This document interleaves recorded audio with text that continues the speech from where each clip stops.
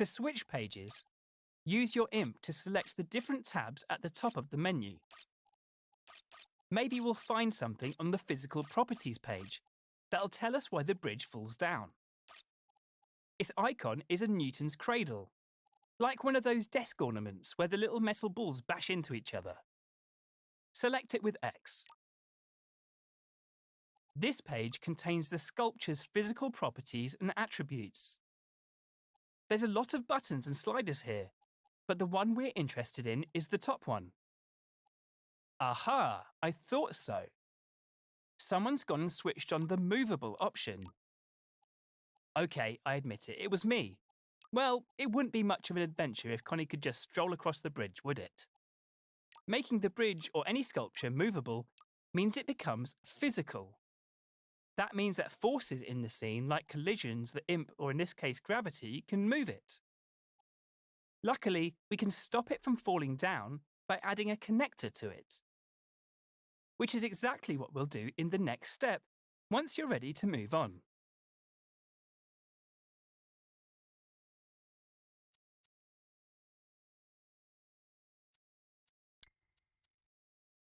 So, all we need to keep the bridge from falling is a piece of string.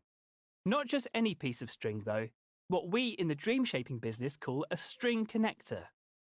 We'll need to attach the other end to something unmovable, like the blue cylinder above the bridge.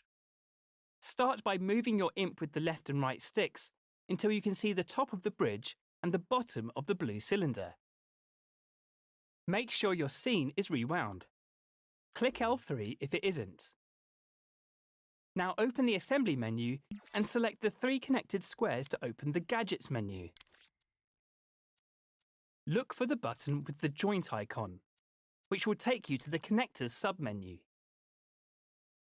You can move the menu with your imp by grabbing it with R2. Select the icon with the 2 circles connected by a wavy line, and you'll see the string connector appears on the tip of your imp. Now let's get connecting. You should always make the first connection to the object that won't move. We call this the parent object. In this case, it's this blue cylinder, but it could be something else, like the frame of a door. See the yellow dot on the cylinder? I put that there to show the best place to make your connection. So hover over it, then press R2 or X to connect the string. The Grid Snap guide will help you line it up exactly with the yellow spot. When you move your imp now, you'll notice it's tethered to the cylinder and has a blue gizmo attached to it. Now let's stretch that string to the bridge, all the way down to the blue dot. The blue end of the connector joins to the movable object, which we call the child object. Hover over the blue dot. See how the grid snaps it in line. So let's connect the string there with R2 or X. If your bridge isn't in line, just make sure that your scene is rewound. Now that the blue gizmo is connected, you can press circle to unequip the string connector from your imp.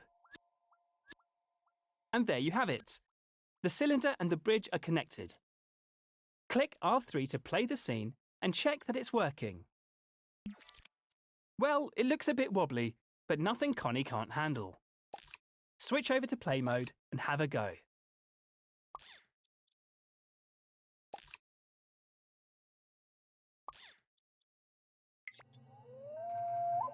When you can get Connie across the bridge to the second platform, return to edit mode and rewind the scene with L3.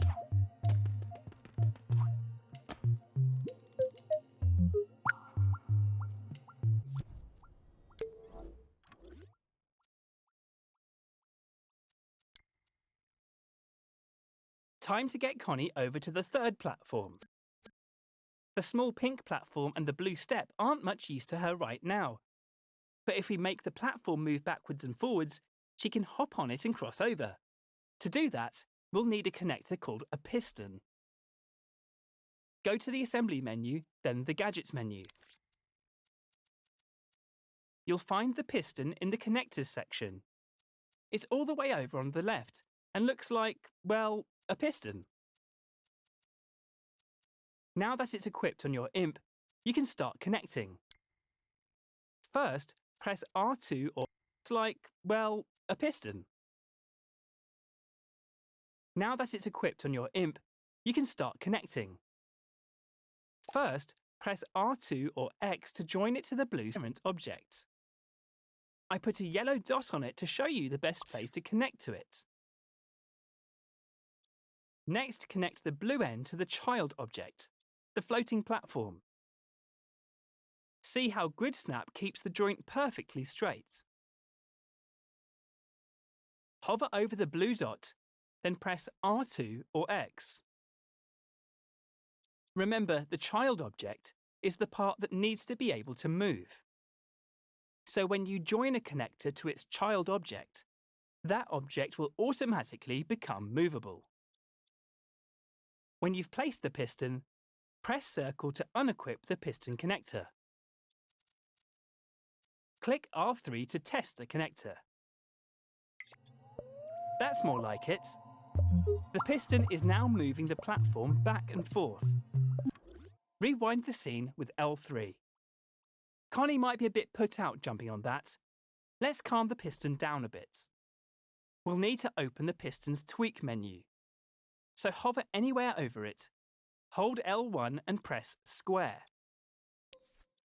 If the tweak menu blocks your view of the piston, you can grab it and move it with R2. OK, this white gizmo shows the maximum length and speed of the piston. You can change that speed by adjusting the slider with the clock icon. That shows you the cycles per minute. Grab the slider by holding X over it with your imp and reduce the value now. The further to the left you move, the faster the number will change. It doesn't need to be exact. Somewhere around 15 should do it. But if you want to get a more precise number, you can adjust the slider with the up and down directional buttons instead. Notice how it's slowed down now. Click R3 to see it moving the platform. When you're happy with the speed, close the tweak menu with the close button or use L1 and circle. Then rewind the scene with L3. Time to switch over to play mode and test out the scene so far. Make sure the platform isn't moving too fast for Connie to jump on. You can always go back to edit mode and tweak the piston until you're happy with it. Once Connie has made it all the way to edit mode and move on to the next step.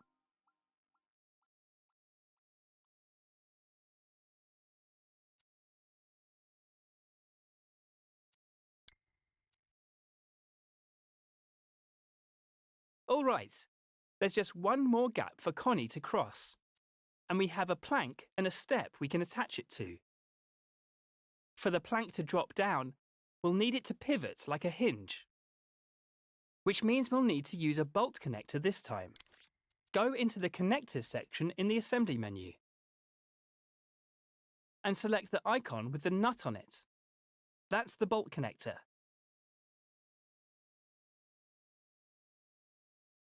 Now you can connect it just like you did with the string and the piston.